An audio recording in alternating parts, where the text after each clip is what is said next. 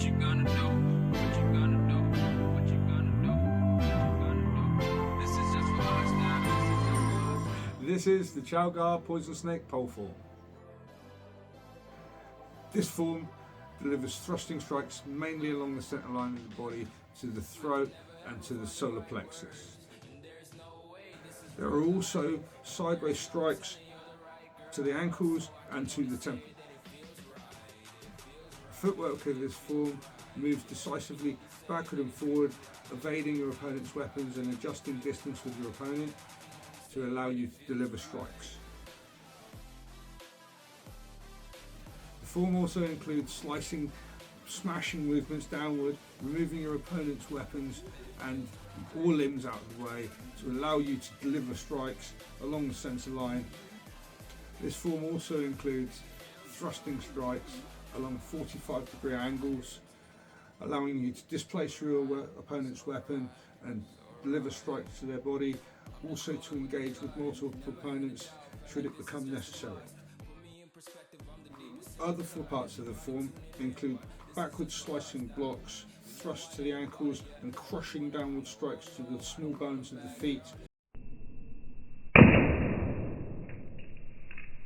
allowing you to disable your opponent's movement to be able to better avoid their strikes and deliver strikes to the vulnerable parts of their body. This form also includes powerful strikes to the top of the head, evasive movements. All of these things are signature movements in the Chow Poison Snake pole form.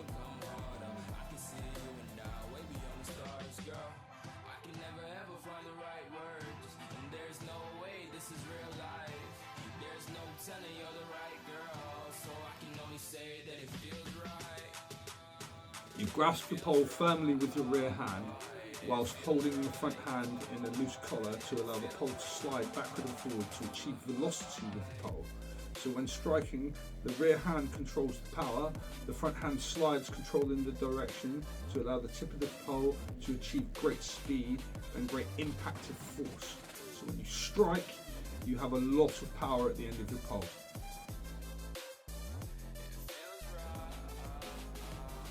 And obviously your cuff must be firm so that if your pole gets struck, it isn't knocked from your front hand and your rear hand grasps firmly, controlling the sliding motion and the power of the pole.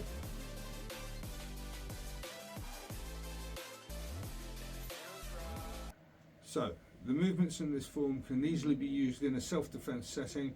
If you have a broom handle, hiking stick, any long piece of wood, then you can utilize these movements to keep distance between your opponent. If your opponent has a blade or weapon, you can stay out of their range while delivering strikes to their limbs, disarming them of their weapon, and then thrusting with decisive strikes to their vulnerable parts.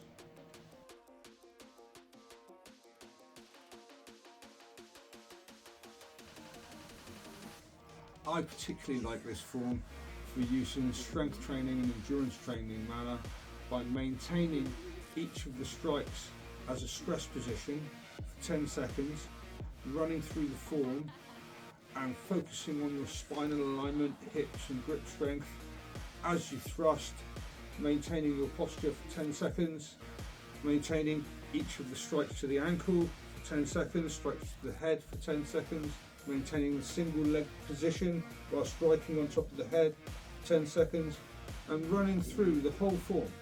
Maintaining each of these postures for 10 seconds is an excellent workout for the tendons and the alignment of the back, the posture in the core, the weight of the pole and the leverage of its length create great stress on the joints of the body, which is an excellent training for the strength and the endurance of your structure and your body.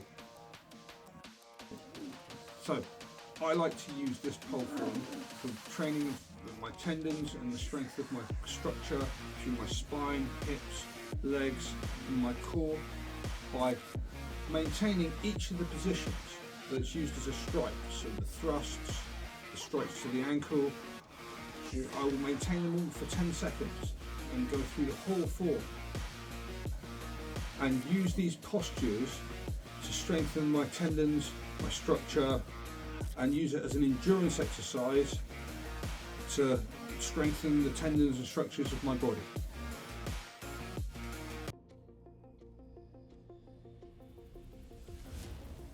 I also like to use the pole for conditioning. I like to kneel on the pole and roll the pole with my body weight backwards and forwards down my shins, put my forearms on it, roll the pole along my forearm bones, put the pole across the back of my shoulders and do the iron grab step, closing my ribs and my body structure to work on my iron shirt, and to hold it out when I have no training partner, and striking my ribs with each end of the pole to help condition my iron shirt and the bones in my forearms and shins, get them ready, prepared for striking.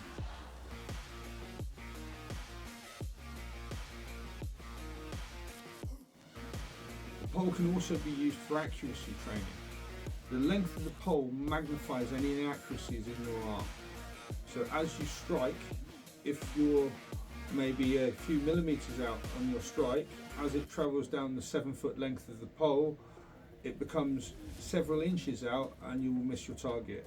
As you bring your accuracy in with your pole, the accuracy in your arms becomes greater and allows you pinpoint accuracy for striking small parts of the body in your later Kung Fu practice.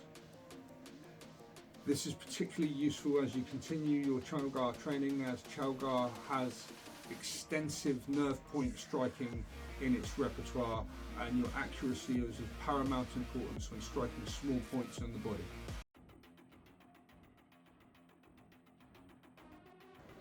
The poison snake's pole form starts with a thrust along a 45-degree angle, followed by a direct thrust, a back step, and a sideward strike to the ankle, an upward strike to the groin, a circle, a thrusting strike along 45, and a thrusting strike along a straight line, with a repeated back step and a sideways strike to the temple. You repeat your circling action, 45-degree thrust, straight thrust, step back, repeated strike to the ankle, forward, thrust 45, thrust straight, then you step back, taking the pole with you into a guard position. Step forward with a strike to the temple, drag the pole back into your belly to avoid any grasps of the end of the pole. Thrust the pole back forward, come back into your guard position. Strike to the temple again, thrust to 45, thrust to 45. Step forward with a blocking action of the pole. Circle the pole into a downward strike on top of the head. Then block backwards against your ankles, thrust at your opponent's ankles and break the top of their foot. This is repeated 3 times with back steps. Then come up onto one leg and strike downward on top of the head with on top of your opponent's head with your pole. Step forward and thrust under their chin. Do a cross step, block your opponent, circle, step forward, thrust, bring it back, thrust hit with downward with the butt, hit with the front and circle it behind yourself to finish the poison snake pole form. We're going to do loads more Kung Fu videos and training videos, so subscribe to the channel, guys.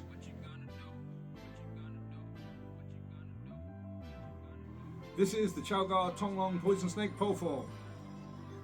This is the Chow Tong Long poison snake pole form. Today we're doing the Chow Tong Long poison snake pole form.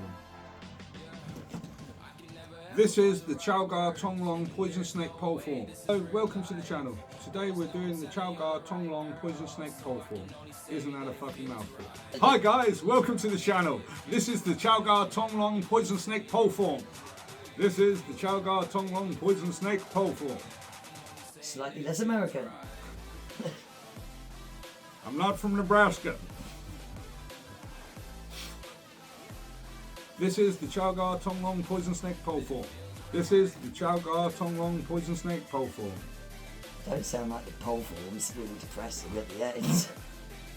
This is this is the Chow poison snake pole form. That's better.